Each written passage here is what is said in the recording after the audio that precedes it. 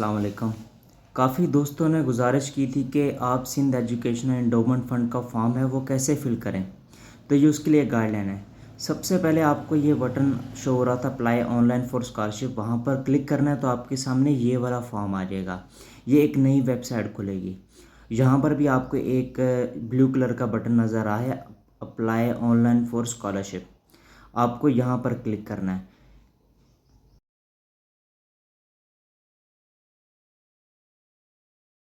उसके बाद आपके पास ये वाला पेज आ जाएगा।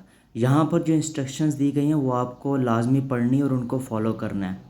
जो पहली इंस्ट्रक्शन है वो ये है कि जो स्टूडेंट ऑलरेडी सी स्कॉलरशिप अवेल कर रहे हैं, मतलब जिनको ऑलरेडी सी स्कॉलरशिप मिल रही है, वो फॉर्म फिल नहीं करेंगे।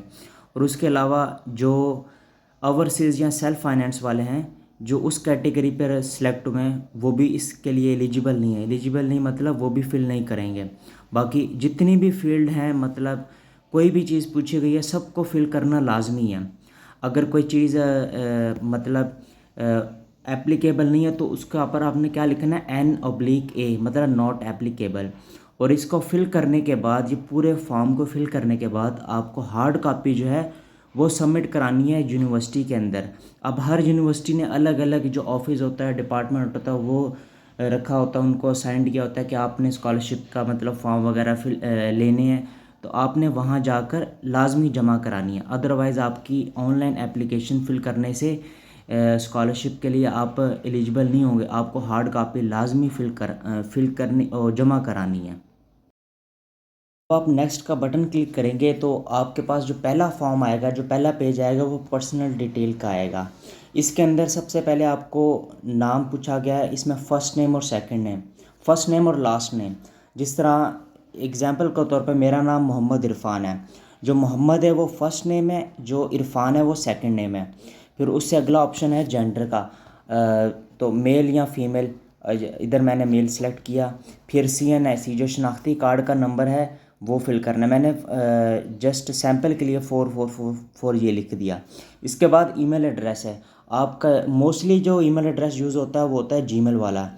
ठीक है, अगर आपके पास जीमेल के अलावा कोई और भी है तो आप वो भी यूज़ कर सकते हैं, जैसे mohammadiirfan@gmail.com। इसके अलावा दूसरे अगर कोई और बना हुआ है, मतलब mohammadiirfan@outlook.com या @yahoo.com, इस तरह आपने ये लिखना है। फिर उसके बाद जो आता है डिस्ट्रिक्ट और डोमिसाइल। जो आपके पास डोमिसाइल का फॉर्म पड़ा हुआ है, मतलब डोमिसाइल का जो आपके पास बना हुआ है, आपके पास हार्ड कॉपी भी अवेलेबल है, आप वही डोमिसाइल लिखें इसके अंदर। क्योंकि जब आप इंटरव्यू के लिए बुलाए जाएंगे तो वो हार्ड कॉपी भी चाहिए होगी डोमिसाइल की। उसके बाद मोबाइल नंबर और होम कॉन्टैक्ट नंबर। ये जो मोबाइल नंबर है आप वो दें जिसके ऊपर आपका व्हाट्सएप भी बना हो और आप हर वक्त यूज़ करते हो, मतलब वो प्राइमरी नंबर हो आपका, मतलब जो हर वक्त अवेलेबल हो आप उस पर।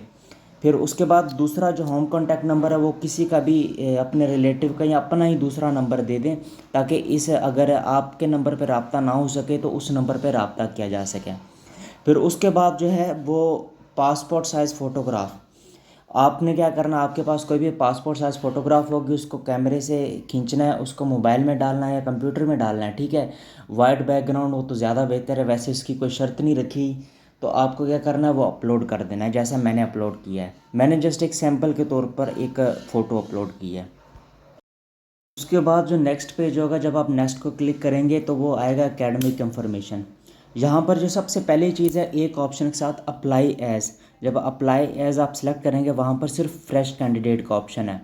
आप इसको सेलेक्ट करेंगे तो दूसरे जो फील्ड हैं वो भी आ जाएगी, मतलब university registration number, year of admission हो गया, डिसिप्लिन हो गया, नेम ऑफ़ यूनिवर्सिटी हो गया, ग्रेड सिस्टम या वो परसेंटेज सिस्टम।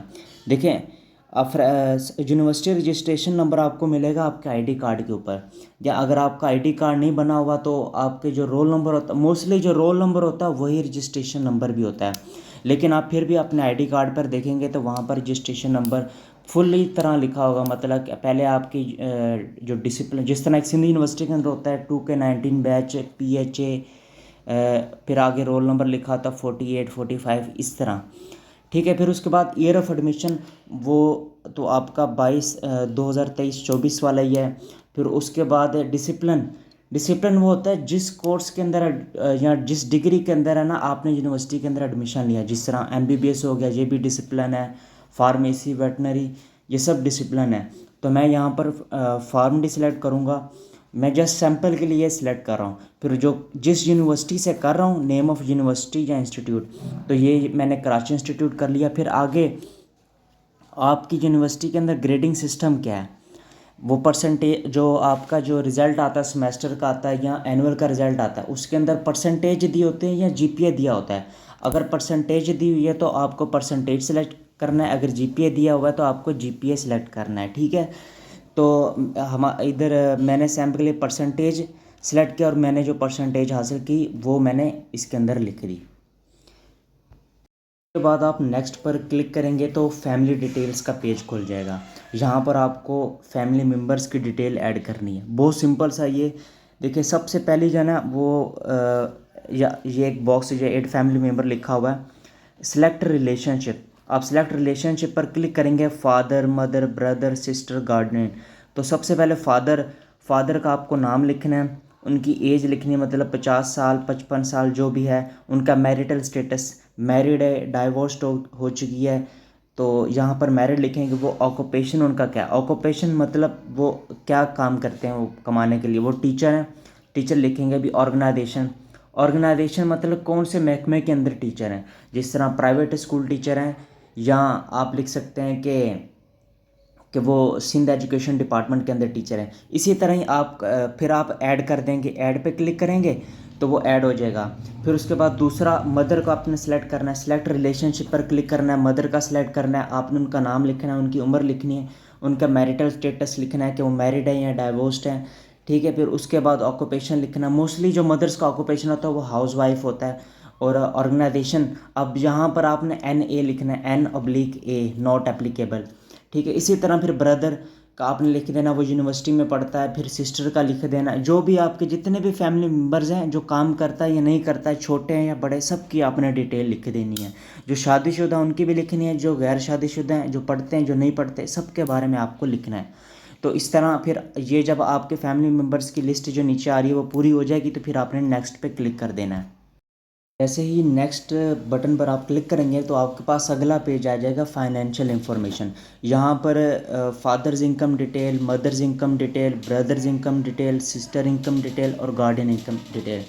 अब काफ़ी बार ऐसा होता है कि एक घराने के अंदर एक से ज़्यादा अफराद कमाने वाले होते हैं। तो अगर आपके भी एक से ज़्यादा अफराद कमाने वाले, तो आपने सबकी इनकम डिटेल लिखनी है। और मोस्टली जो होता है कि एक ही होता है, फादर होते हैं।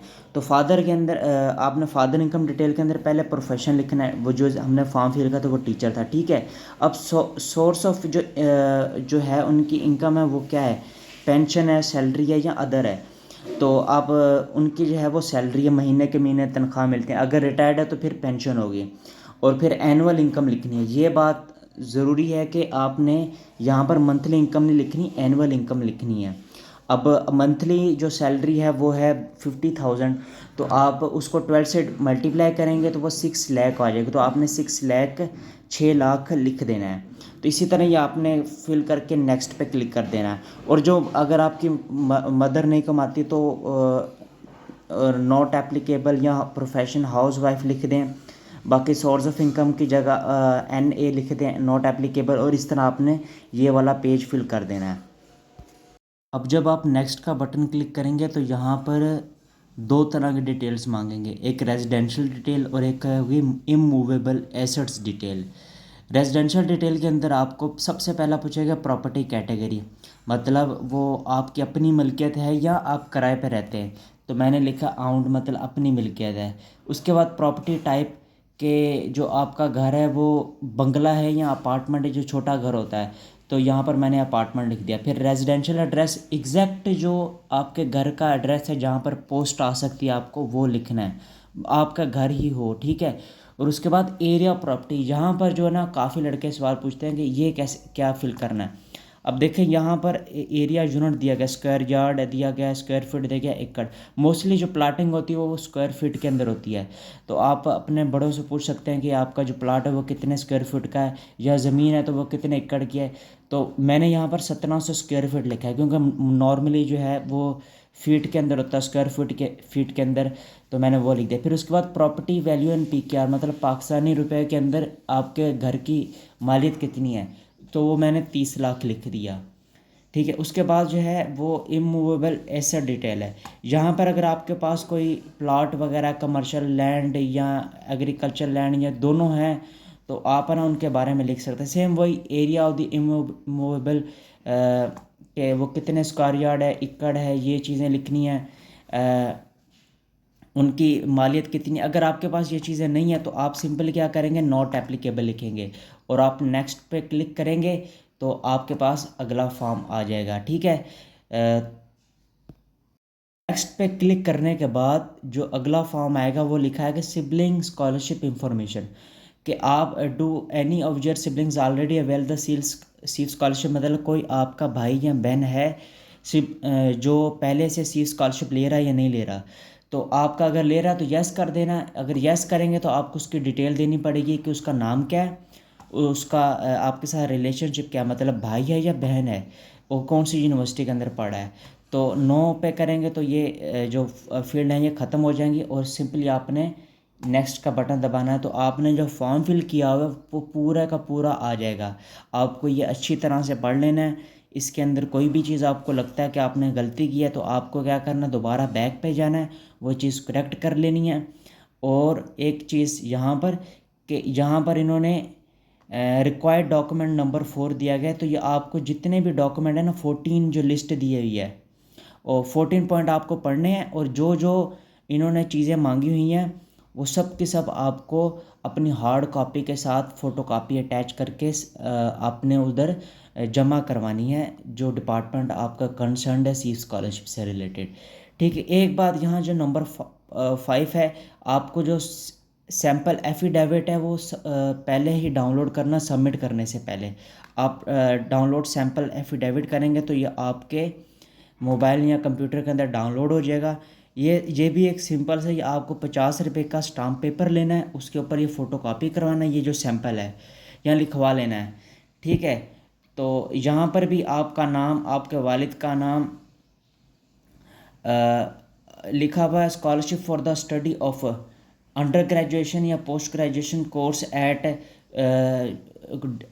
के बाद आपने लिखना है यूनिवर्सिटी का नाम, कौन सी यूनिवर्सिटी है, कौन सी डिग्री है। ठीक है, फिर बाद में नीचे आपके वालिद के साइन, उनका शनाख्ती कार्ड नंबर, आपका साइन और आपका शनाख्ती कार्ड नंबर, और फिर ये सब चीज़ें पूरी हो जाएंगी तो आपको सबमिट पे क्लिक करके अपना फॉर्म सबमिट कर देना है और इसकी प्रिंट कराने लेना है इसका, तो और इसको जमा करवा देना है अपने कंसर्न डिपार्टमेंट में।